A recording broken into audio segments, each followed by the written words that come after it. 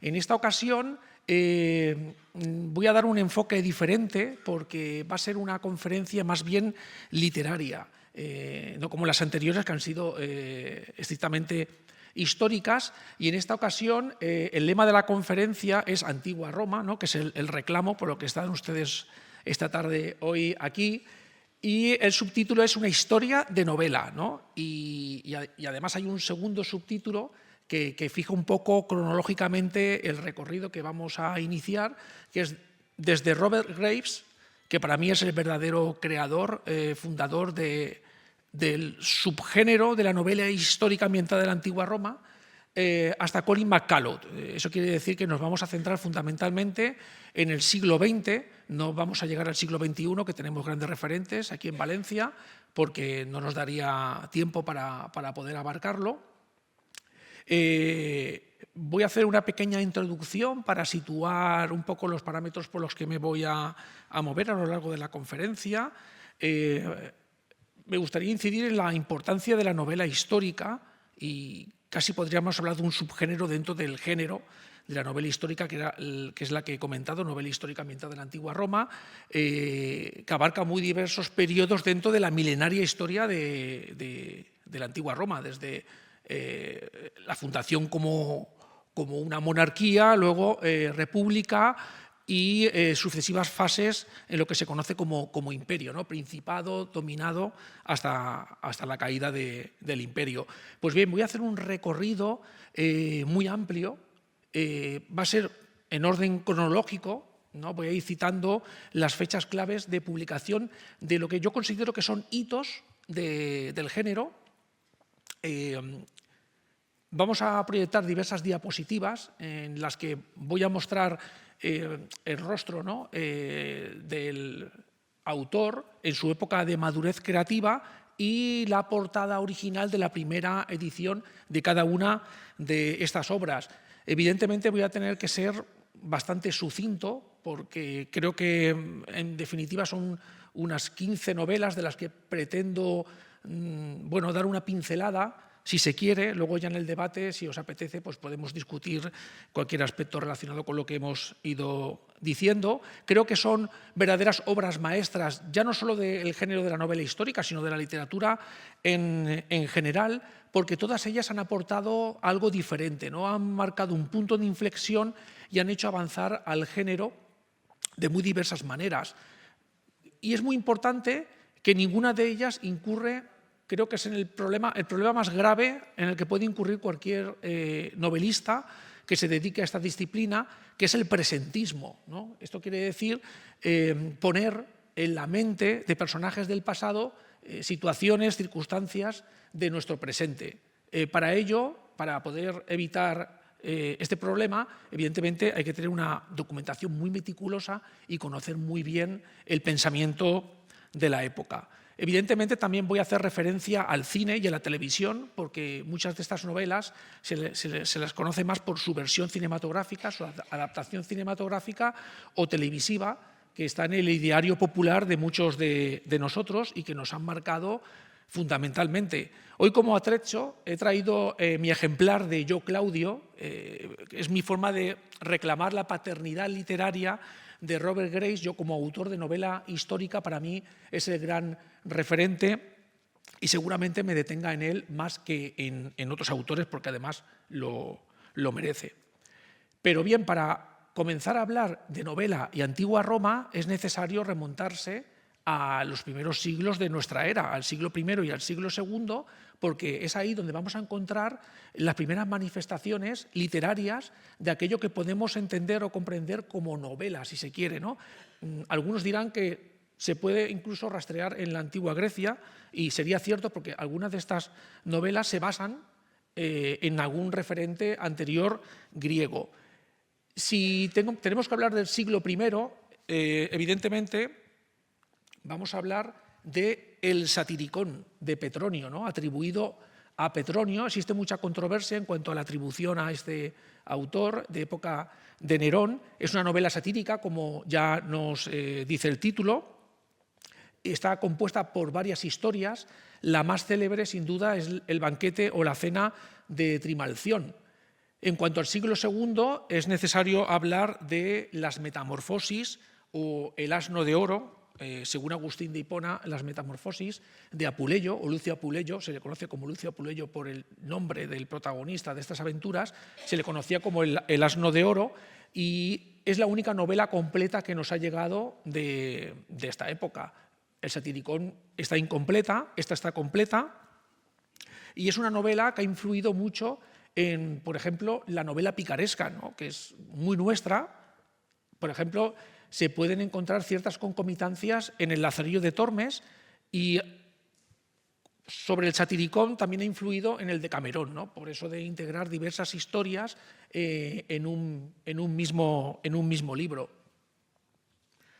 Luego ya vamos a dar un salto importante al siglo XIX, porque ahí vamos a encontrar tres grandes clásicos de la novela histórica mientras de la antigua Roma. En primer lugar, Los últimos días de Pompeya, del escritor británico Edward Burwell Lytton. Aquí podéis observar pues, una imagen del autor y la portada de la primera edición de 1834. Es una novela histórica insertada en el romanticismo y que narra los últimos días de vida de una serie de personajes en el contexto de la destrucción de Pompeya por la erupción célebre del Vesubio en el año 79, que no solo se llevó por delante la ciudad de Pompeya, sino también la de Herculano. Guardo un grato recuerdo de su lectura, siendo muy joven. Supongo que muchos de ustedes también habrán tenido ocasión de leerla. Se han hecho múltiples versiones cinematográficas, incluso la época silente, etc. A continuación voy a comentar Ben-Hur, publicada en 1880 por Lewis Wallace, escritor y soldado norteamericano. Se considera que es el libro cristiano más influyente del siglo XIX. Ustedes conocerán la historia, sobre todo por la adaptación cinematográfica, ¿no?, de William Wyler de 1959, protagonizada por Charlton Heston, que además fue un hito porque se llevó 11 estatuillas de la Academia, 11 Oscars, y narra las vicisitudes del príncipe judío ficticio Judá Ben-Hur en el contexto del surgimiento del cristianismo, la época de Jesucristo, y cómo se forja esta nueva fe. Hacia 1900, voy a contar alguna anécdota, se convirtió en el libro más vendido en Estados Unidos y mantuvo ese primer lugar hasta 1936, que lo desbancó Lo que el viento se llevó de Margaret Mitchell. Desde entonces siempre se ha considerado como un gran clásico, aunque hay voces críticas que hablan del simplismo de la prosa, pero creo que el tema que aborda es muy interesante y merece la pena leerlo y mucho. A continuación voy a comentar Quo Vadis, del escritor polaco Henryk Sienkiewicz. Aquí veis la portada de la primera edición inglesa de 1897. La novela fue escrita entre 1895 y 1896 y se publicó por entregas en la Gaceta Polska de Varsovia y luego ya vio la luz en Cracovia como libro completo en 1896. Se centra en la época de Nerón, en los últimos años del gobierno de Nerón, y fundamentalmente habla de la historia de amor entre Ligia y Vinicio. En ese contexto aparece Petronio, por cierto, del que hemos hablado, como árbitro de la elegancia, ¿no? Y también es muy conocida su versión cinematográfica de 1951 de Melvin Leroy, protagonizado por Robert Taylor, Deborah Kerr y un inolvidable Peter Ustinov en el papel de Nerón. Quien no recuerda esa secuencia mítica, ¿no?, tocando el arpa mientras ve cómo arde Roma, ¿no?, que es el marco fundamental en el que se desarrolla la novela. El título en latín hace referencia a las palabras Quo Vadis Domine, que la tradición atribuye al apóstol Pedro cuando huía de Roma, aunque después regresa y es martirizado. Y también es una novela bastante compleja, que además traza un paralelismo con el presente de su época, porque aquí Henryk Sienkiewicz hace algo parecido a lo que hizo Bolesław Prus, otro autor polaco muy célebre por su novela Faraón, que es hablar del presente a través del pasado, pero sin incurrir en esos presentismos que hemos dicho anteriormente, porque equipara la situación de los cristianos con los polacos de la época, porque Polonia hacia 1795 acabó disgregada entre Prusia, el Imperio Austrohúngaro y el Imperio Ruso, y era una forma, ¿no?, de incurrir, ¿no?, en esa desgracia nacional, ¿no?, para los polacos, porque hasta 1918 no se reconstituye Polonia como país independiente.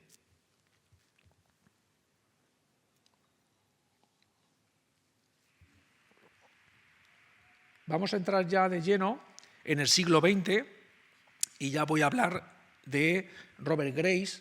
Aquí veis una imagen de la casa de Dellà de Robert Grace, que yo siempre digo que es el escritor británico-mallorquín, porque murió con 90 años, pero residió en España, concretamente en Mallorca, por espacio casi de unos 50 años.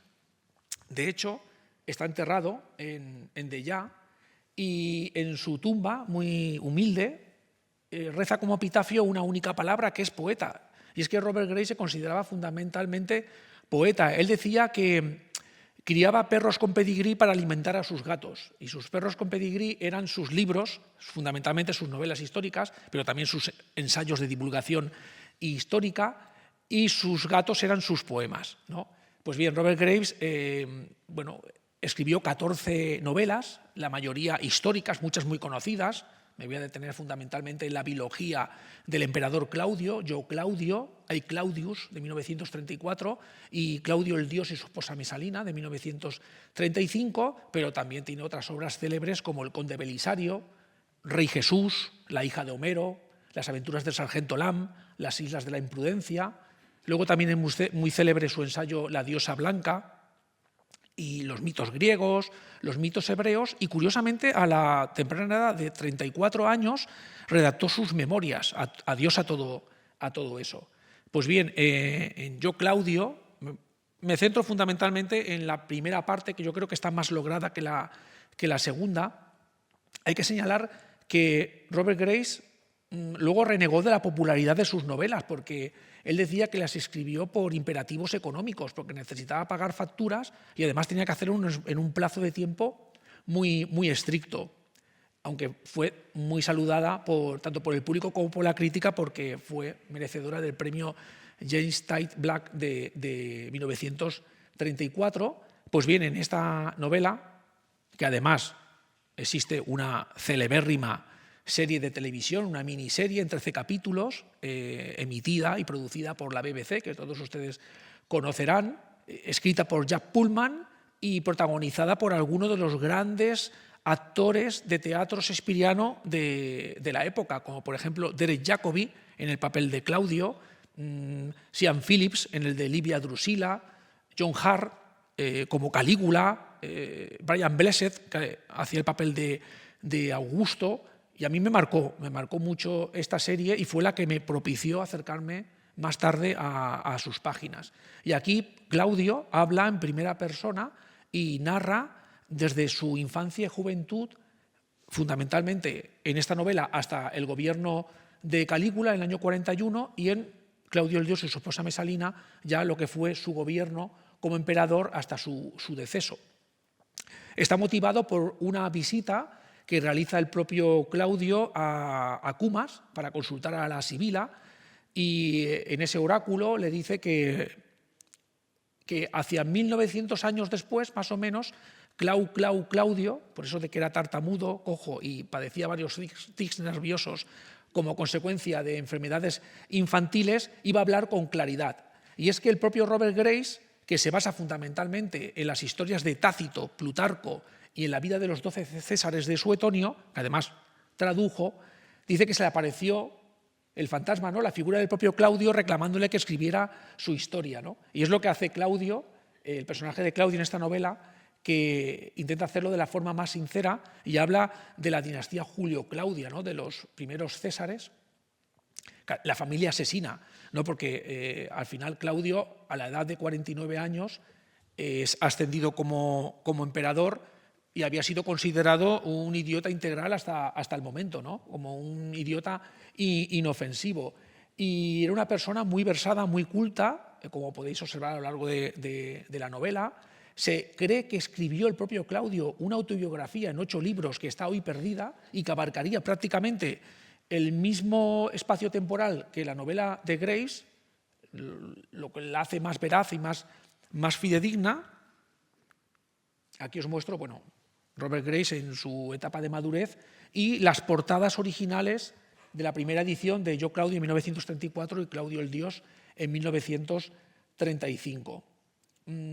Para mí marcó un punto de inflexión en la literatura histórica y reconozco que seguramente es el creador del subgénero de la novela histórica ambientada en la antigua Roma, sin ningún género de dudas.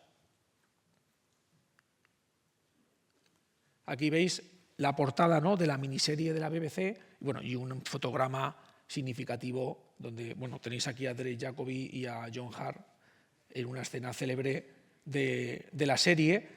Tanto en la serie como en la novela podéis encontrar un episodio bastante célebre también en la que Claudio sorprende en la biblioteca a los historiadores Livio y Polión, que están hablando de la propaganda y de la fidelidad histórica, la ficción histórica, y los dos se vuelven hacia Claudio y le preguntan que cuando sea adulto, él que es amante de la historia, si seguirá la línea de Livio, que Livio en la novela de Graves es más bien un inventor de historias, ¿no?, por aquello de que, según dice, inventó algunas grandes victorias romanas para que sus contemporáneos emulasen esas hazañas y se sintiesen orgullosos de su herencia romana, y Polión, que era mucho más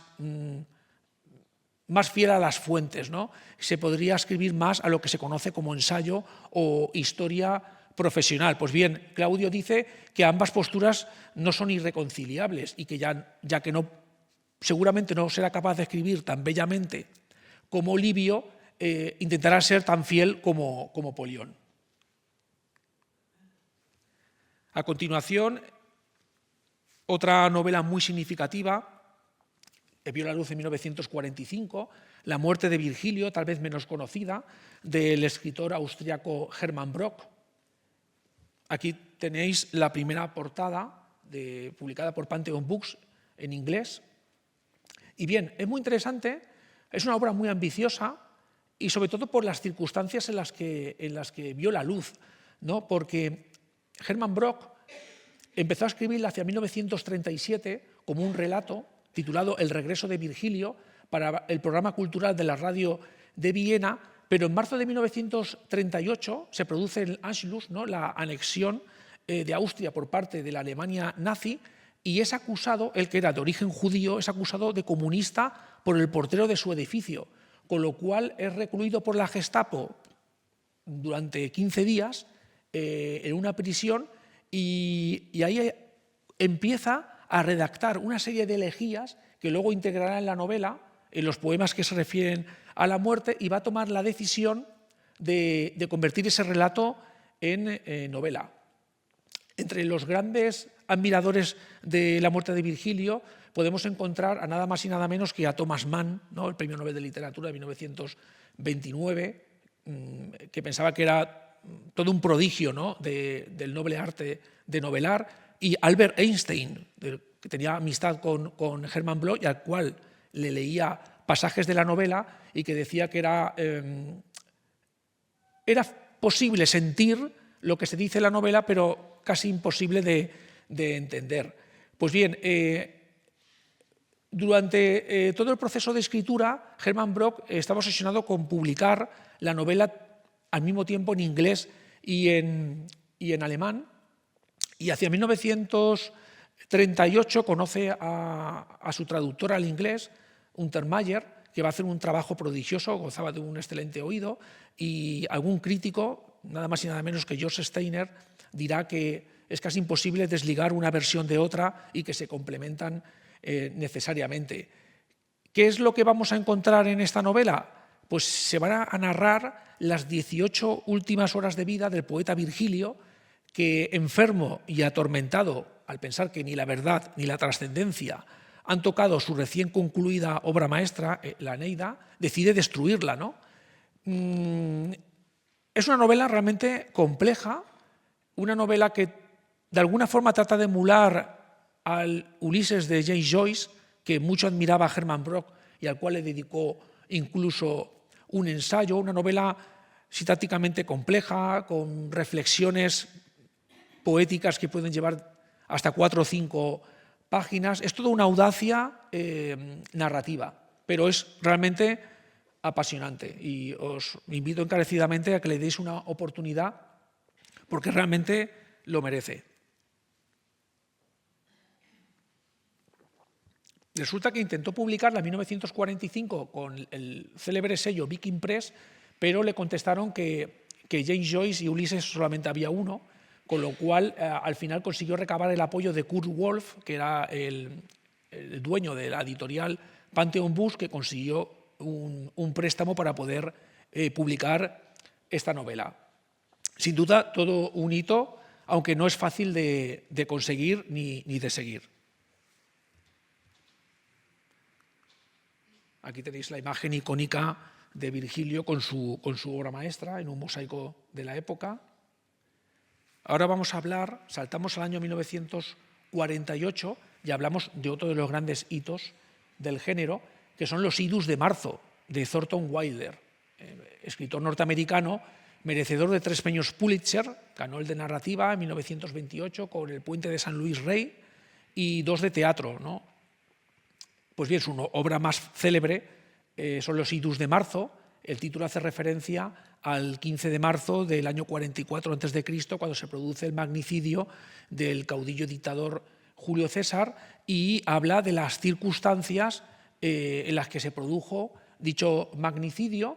Es una novela muy original que está trazada a través de epístolas, panfletos, cartas muy diversas, de muy diversos personajes de la época, cada uno aportando su punto de vista. Para mí fue una lectura fundamental.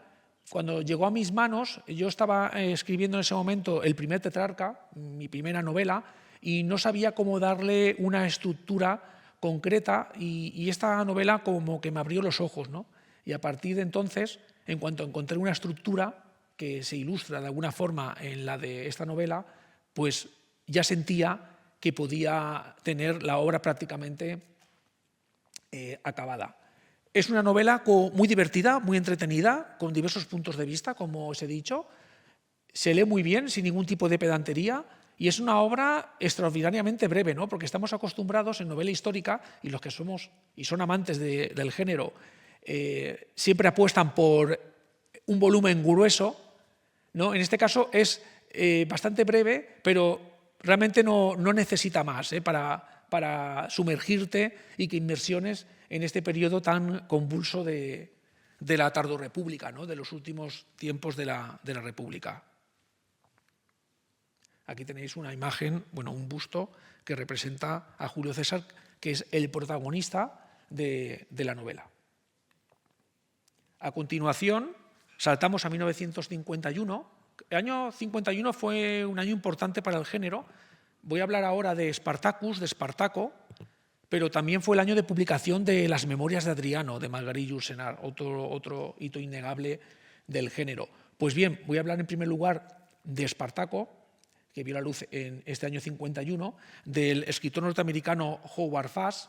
Se conoce evidentemente más su versión cinematográfica de 1960, dirigida por Stanley Kubrick y protagonizada por Kirk Douglas, que además fue merecedora de cuatro premios de la Academia, 4 Oscars, y que para mí es el gran peplum, ¿no? El peplum es el género histórico cinematográfico que bueno, se centra en el pasado grecolatino, ¿no? Y es una verdadera obra maestra, pero es que su referente literario también lo es, aunque sea menos conocido.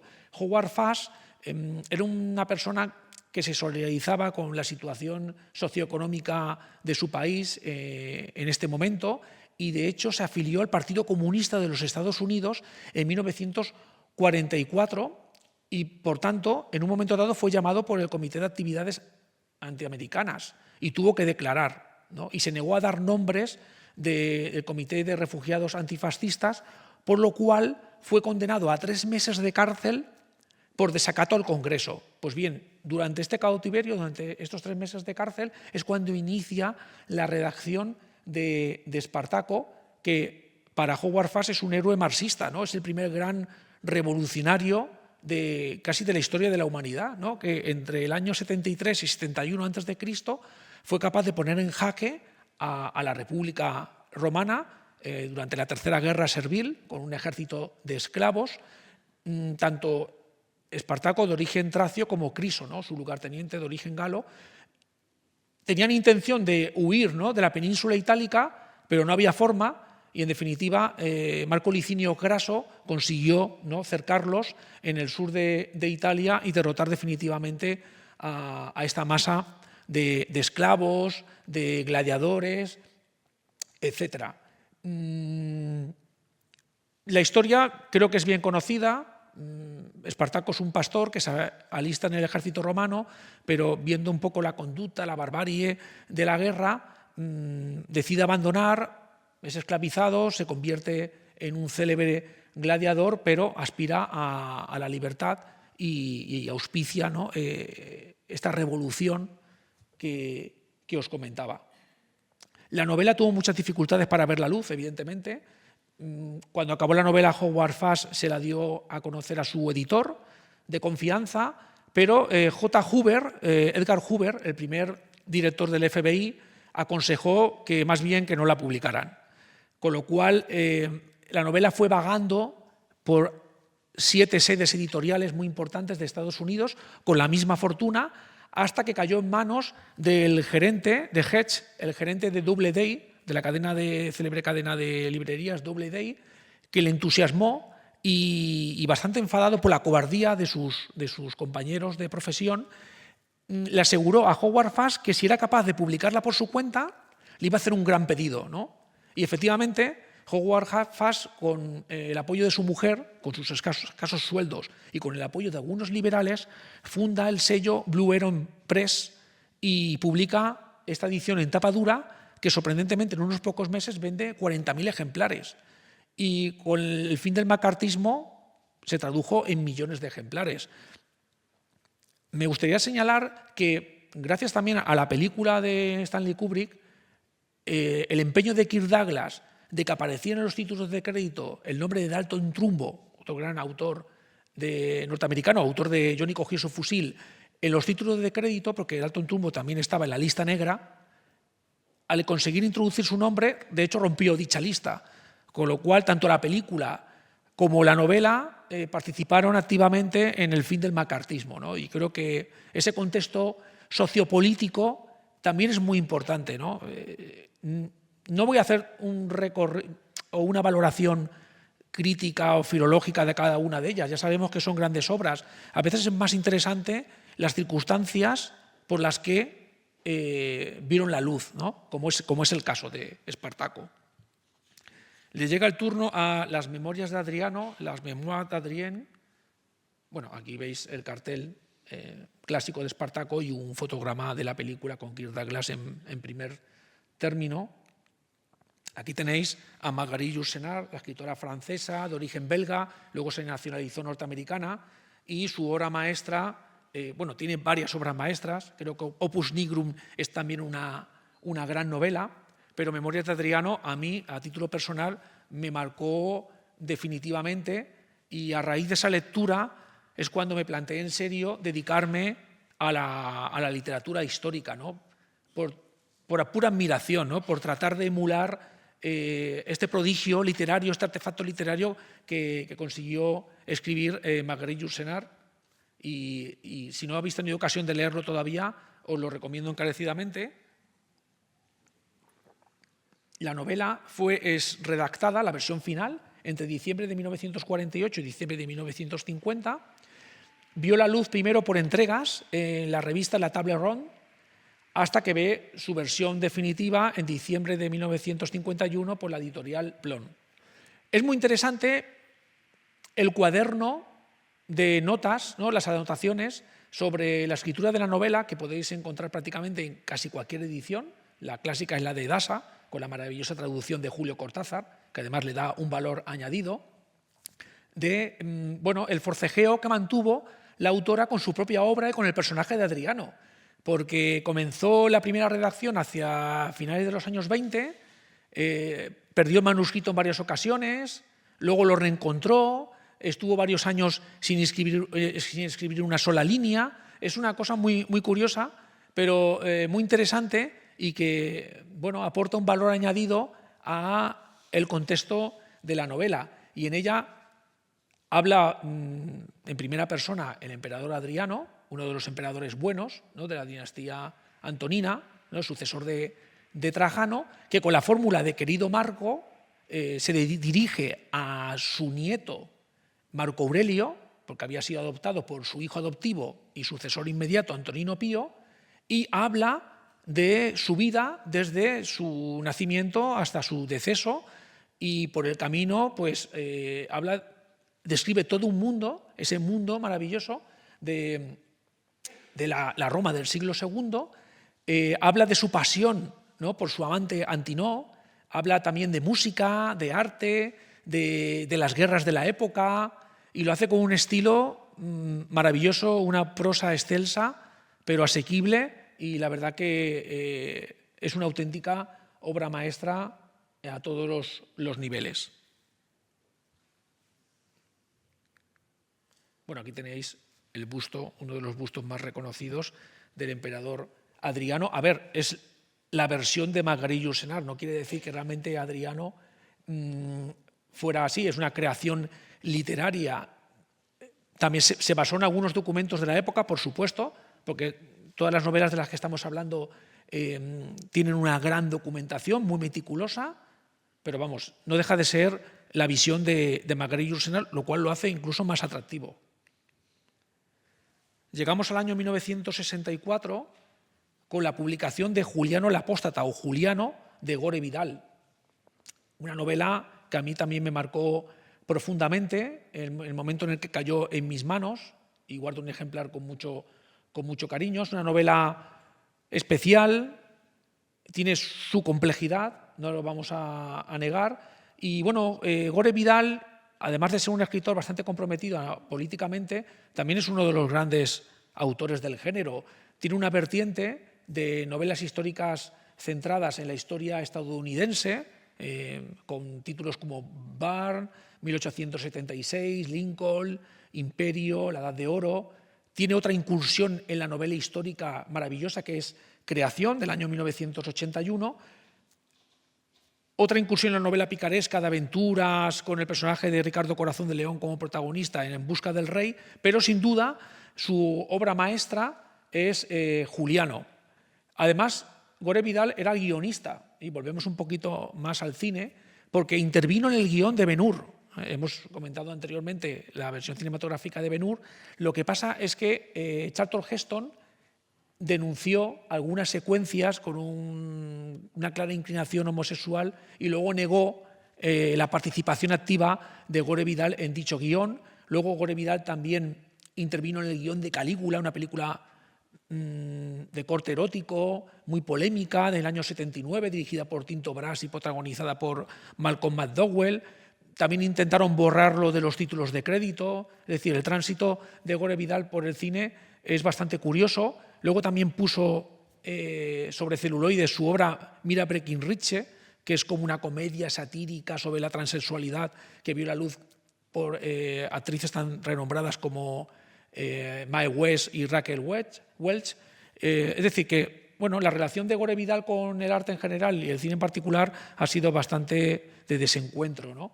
Pues bien, ya centrándonos en la novela de Juliano, ya solo el personaje de Juliano el Apóstata es apasionante, ¿no? Gobernó apenas un par de años, entre el año 361 y el año 363.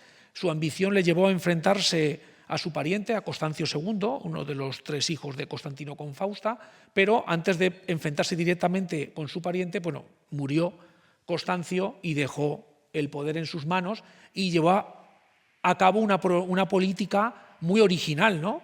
Porque intentó revertir la influencia del cristianismo, abrazando de nuevo el helenismo y volviendo al paganismo, ¿no? Y eso lo refleja muy bien Gore Vidal en las páginas. Además, lo hace de una forma muy original porque lo hace a 3 voces, ¿no? Con lo cual le aporta hace que sea poliédrico, y esas tres voces son las del propio Juliano, que escribe su propio diario, ¿no?, por decirlo de alguna forma, desde su nacimiento y juventud, su formación en Atenas, filosófica, etcétera, y la visión de dos amigos filósofos suyos, con los que tuvo una amplia relación, que son Libanio y Prisco, que aportan unos matices, son personajes muy críticos, muy ácidos, con un sentido del humor muy inteligente, y que muchas veces cuando intervienen, aparte de que enriquecen y aportan dinamismo a la novela, también rebaten o ponen en tela de juicio aquello que dice el propio Juliano, ¿no? Hay secuencias maravillosas, por ejemplo, la descripción de los cultos de Eleusis y Mitra, que lo describe perfectamente en la novela Gore Vidal, la campaña persa, ¿no?, en la que acabó muriendo el propio Juliano. En definitiva, es una novela muy rica en matices, muy bien documentada y supone, sin duda, todo un hito dentro del género. Aquí tenéis una estatua que representa la figura de Juliano el Apóstata. Llegamos al año 1970, en el que se publica El águila en la nieve. Igual es menos conocida esta novela, que, como digo, Eagle in the Snow, en 1970, obra de Wallace Brim, librero, escritor británico. Es una novela muy, muy especial, menos conocida en el mundo latino, ¿no?, es más célebre en el mundo anglosajón. Wallace Brim es autor de otra novela histórica ambientada de la antigua Roma, que es El mensajero de Roma, publicada en el año 75, es una historia de intriga en la época de Augusto, y esta novela, que es muy especial también, se la considera la mejor novela histórica ambientada en la época de la caída del Imperio Romano, y seguramente lo sea. Hasta el propio Riley Scott se basó en algún pasaje de la novela para el comienzo de su célebre película Gladiator, ¿no? Y además, el protagonista de la novela, Gayo Paulino Máximo, está inspirado en un personaje real, un tal Marco, que fue promocionado como emperador por sus tropas en Britania, aunque enseguida acabó ejecutado. Y la novela transcurre entre Britania y Germania a finales del siglo IV y principios del siglo V. Y lo que recrea, sobre todo, es la invasión germánica, el cruce del Rin del año 406 después de Cristo, que va a ser casi un punto de no retorno en la fase final del imperio en Occidente. Es una novela muy entretenida, muy bien descrita. Fundamentalmente transcurre en dos espacios, que son el Muro de Adriano y Mogontiacum, la actual Maguncia, en Alemania. Y a lo largo de la novela, este personaje principal va a ser seducido por muchos personajes, incluso algunos que en un inicio están en su contra, para que se autoproclame emperador, ¿no? Y él en todo momento se niega por su código de honor. Y además también hay un choque muy interesante entre la creencia mitradista del personaje, del protagonista, y el cristianismo ya imperante en el imperio en ese momento.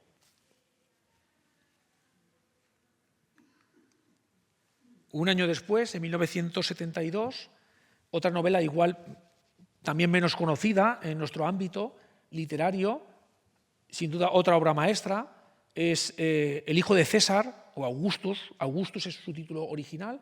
Aquí tenéis una imagen de su autor, John Williams, nada que ver con el compositor cinematográfico, el autor de Stoner. No sé si habéis tenido ocasión de leer Stoner, la publicó en 1965. Este señor solo publicó 4 novelas en vida, pero sus 2 últimas novelas, Stoner en 1965, como os decía, que es la historia de un profesor universitario de literatura con tintes autobiográficos, es una absoluta maravilla, una obra maestra incontestable desde la sencillez y toca en lo más hondo, os la recomiendo también.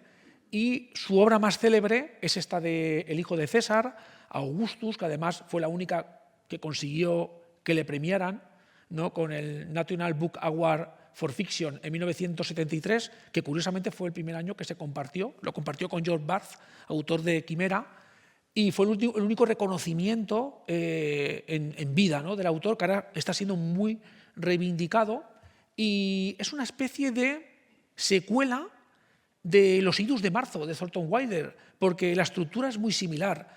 Se centra en la figura de Augusto, así como la de Thornton Wilder se fijaba sobre todo en la de Julio César, Octavio Augusto, el primer emperador, desde su nacimiento hasta su deceso, pero a través de, o por boca, o por mano, de toda una serie de personajes, a través de cartas, panfletos, órdenes militares, de una forma muy diversa que enriquece el conjunto, aporta una gran variedad de matices, y las 50 últimas páginas de la novela, ahí toma la pluma el propio Augusto en su último viaje hacia Capri y Campania para hacer ese recuento vital de lo que ha sido su ascenso al poder y al trono en unas circunstancias muy adversas. Este señor tuvo que hacer justicia, ¿no?, y derrotar a los asesinos de César, luego a Marco Antonio y Cleopatra y a otra serie de oponentes.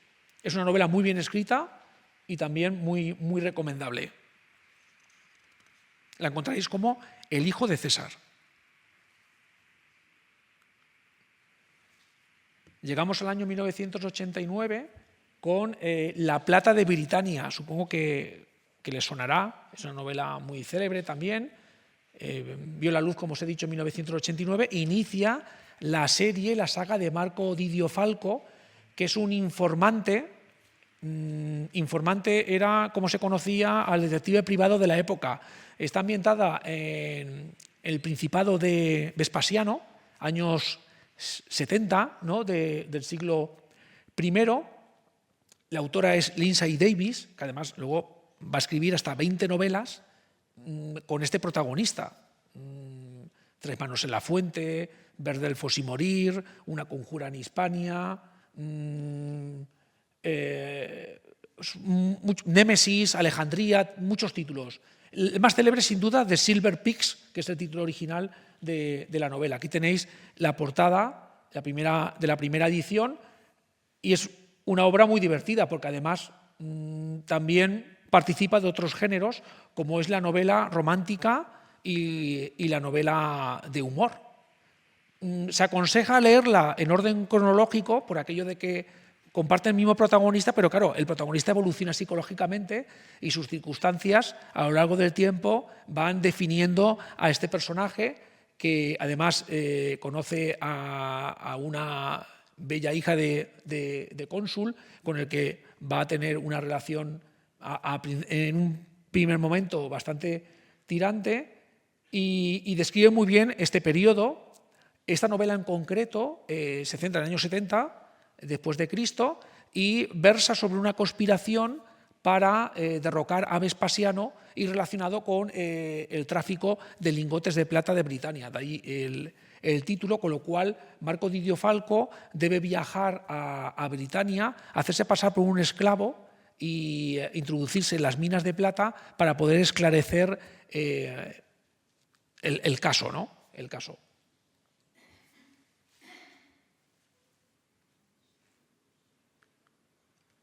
Bueno, llegamos a Colin McCullough, supongo que les sonará, es la autora de la célebre novela El pájaro espino o El pájaro canta hasta morir, muy célebre también por la serie de televisión protagonizada por Richard Chamberlain en 1977, ¿quién no se acuerda de aquella mítica serie? Y es autora de novela romántica, pero fundamentalmente de novela histórica, y es la autora de la saga, de la serie Masters of Rome, o Señores de Roma, que ella dedica 7 novelas, nada más y nada menos, que al último siglo antes de Cristo, entre el año 110 y el 27 antes de Cristo, lo que se conoce como la Tardorrepública y los comienzos de Octavio Augusto, futuro primer emperador, y son unas novelas riquísimas. Comienza la serie en 1990 con El primer hombre de Roma. Bueno, aquí tenéis las portadas originales de las primeras ediciones de los 5 primeros volúmenes de la serie. Pues bien, comienza en 1990 con El primer hombre de Roma, continúa en el 91 con La corona de hierba, sigue en el año 93 con Los favoritos de la fortuna, en el año 95 con Las mujeres de César, año 96 César, año 97-98, El caballo de César, y finaliza la saga, ¿no?, con Antonio y Cleopatra ya en el año 2007.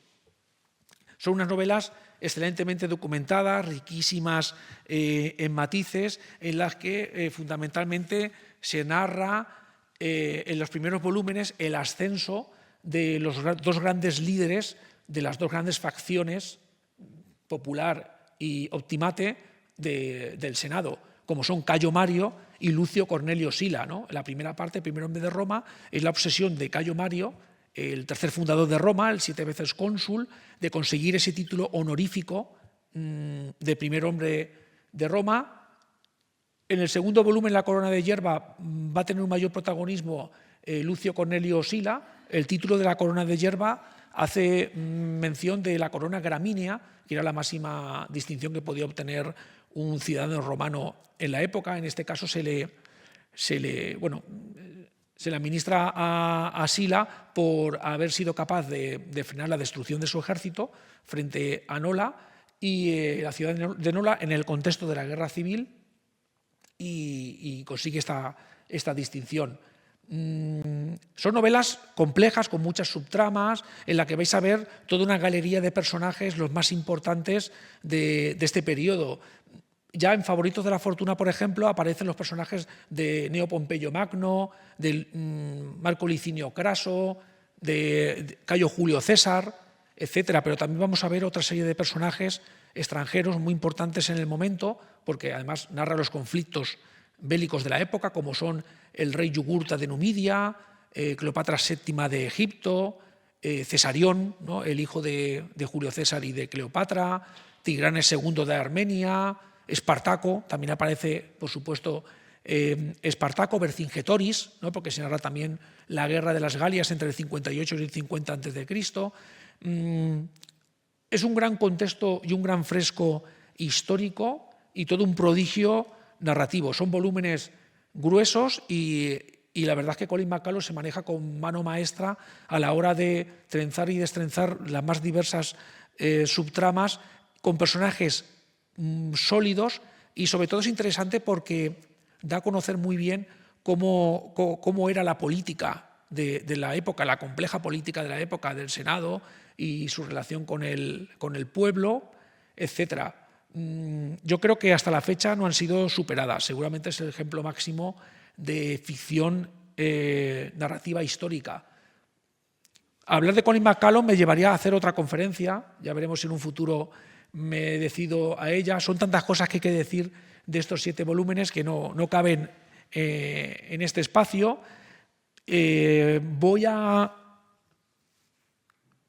Bueno, aquí tenéis un árbol genealógico de este periodo, que ya veis que es profuso en personajes, muchos de ellos célebres.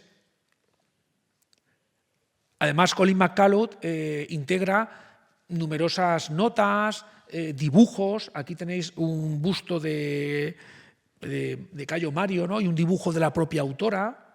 Aquí lo propio con Lucio Cornelio Sila. Incluso ella incorpora planos y mapas de su propio puño y letra.